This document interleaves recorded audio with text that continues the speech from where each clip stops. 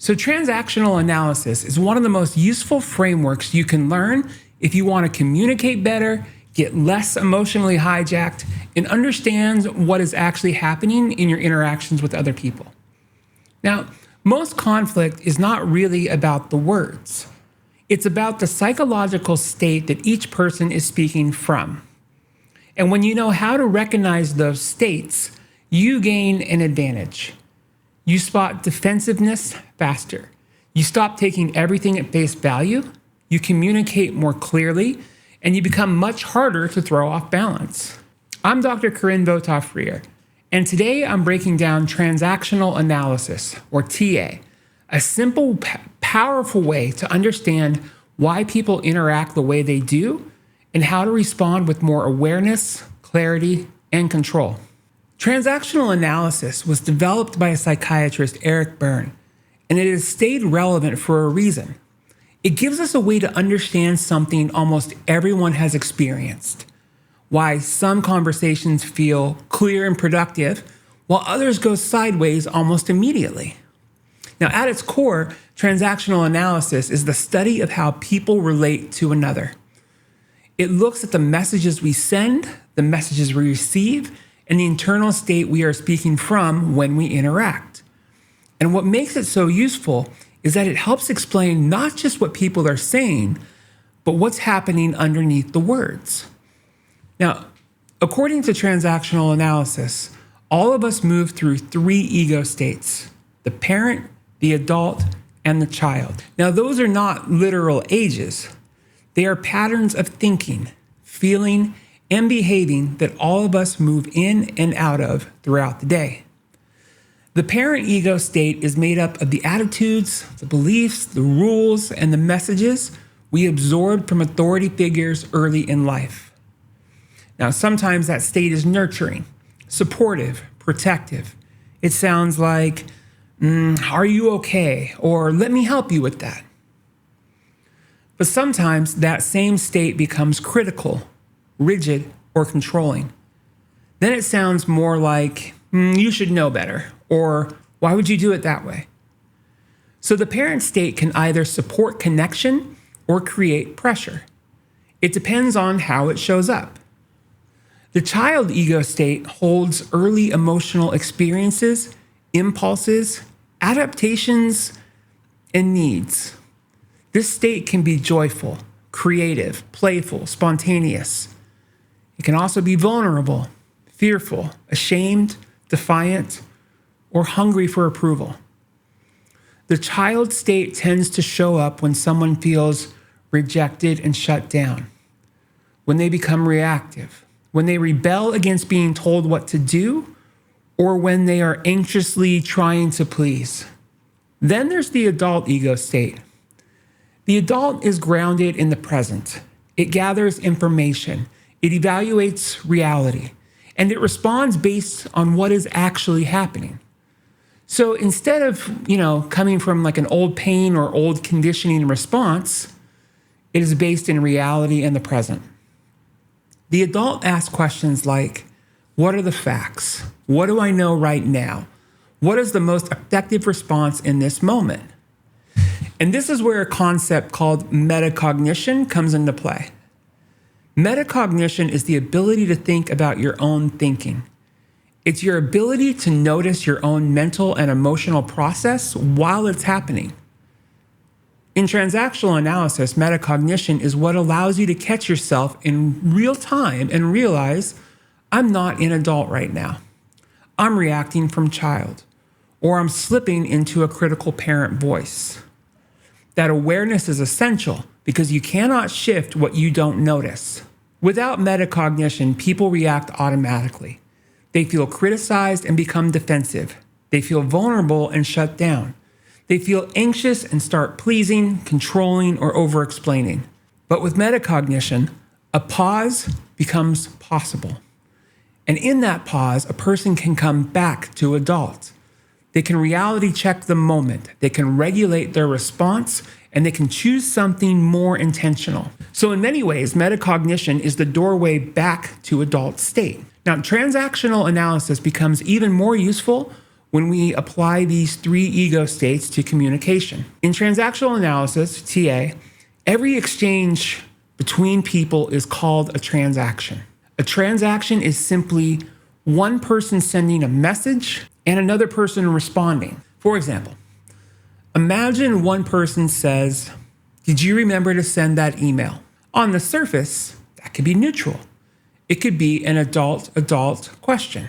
But if the other person hears it as criticism, they may not respond from adult, but from child. "Why are you always on my case?" At that point, the conversation is no longer about the email. It's about feeling judged, controlled, or misunderstood. This is exactly the kind of shift transactional analysis helps us see.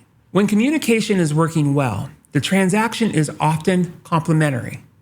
That means the message and the response line up in a way that allows the conversation to keep moving productively. Adult to adult is the clearest example.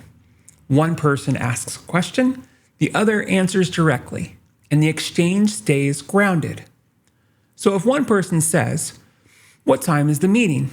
and the other says, "It starts at 2." That is a simple adult-to-adult complementary transaction. But communication starts to break down when transactions become crossed. A crossed transaction happens when one person speaks from one ego state and the other responds from a different one in a way that disrupts the exchange. So an adult question like, "Can you help me understand what happened?" may get a child response like, "Fine, just blame me."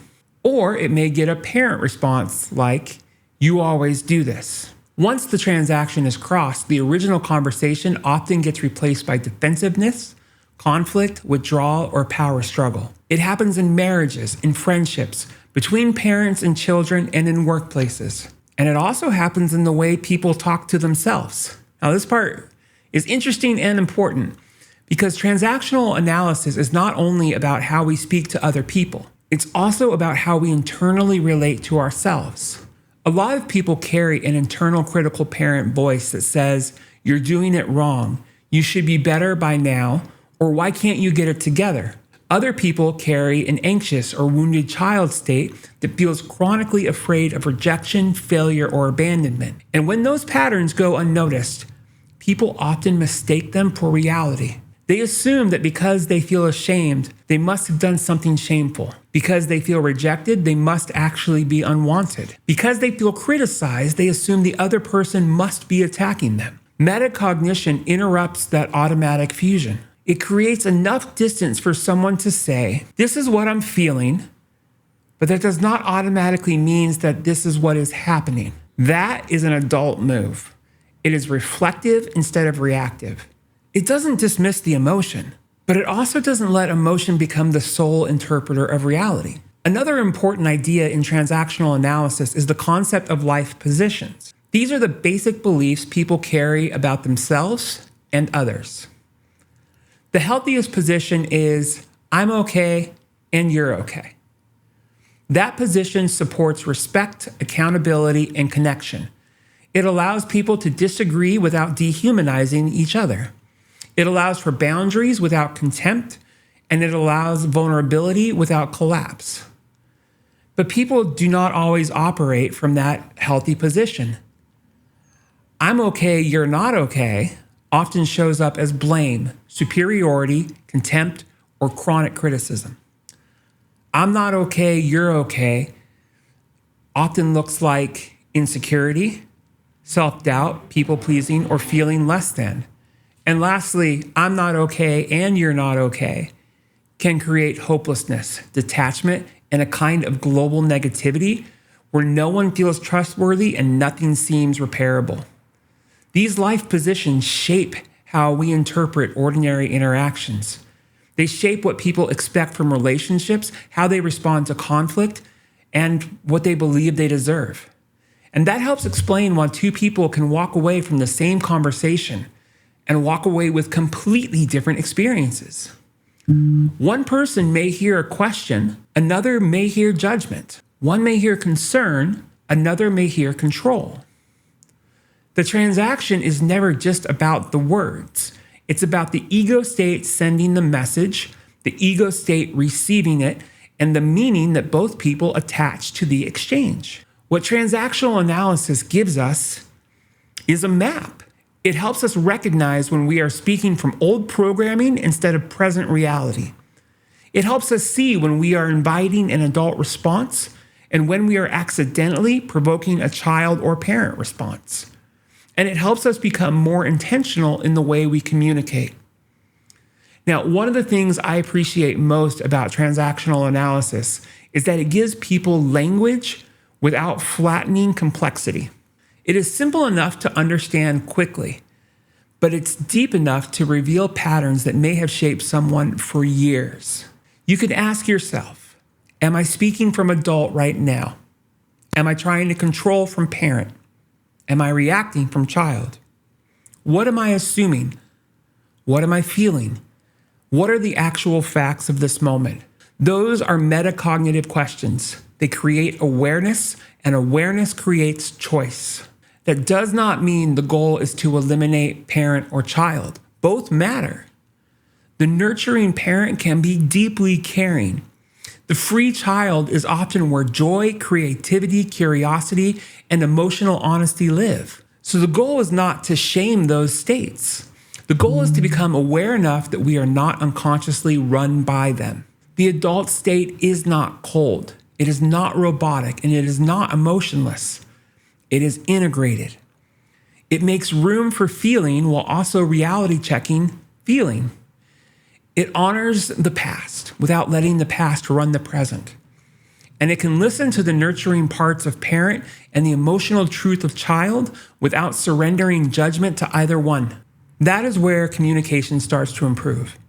When people strengthen their capacity for adult state, they become less likely to escalate unnecessarily, less likely to personalize everything, and less likely to repeat the same painful patterns.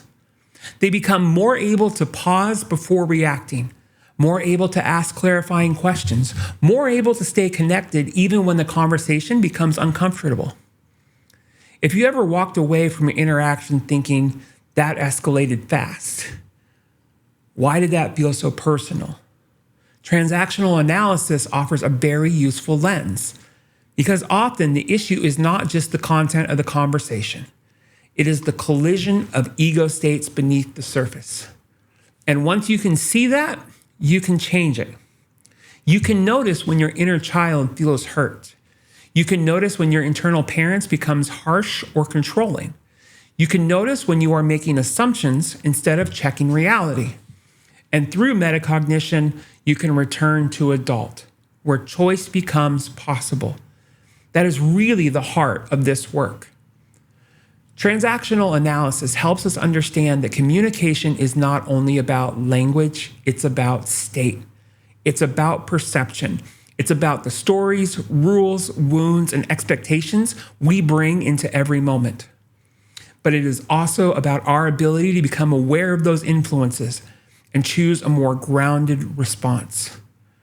And that may be one of the most important psychological skills we can build, the ability to notice ourselves while we are happening. Because when we can do that, old patterns stop controlling as much of our lives. Connection becomes more possible. Communication becomes more intentional. And we become more capable of responding from who we are now instead of reacting from who we had to be before. I'm Dr. Corinne Votaw-Freer, and this has been a brief introduction to transactional analysis. If you'd like to learn more or maybe learn to integrate greater awareness and choice, check out my website at CorinneFreer.com. And as always, I am here to help.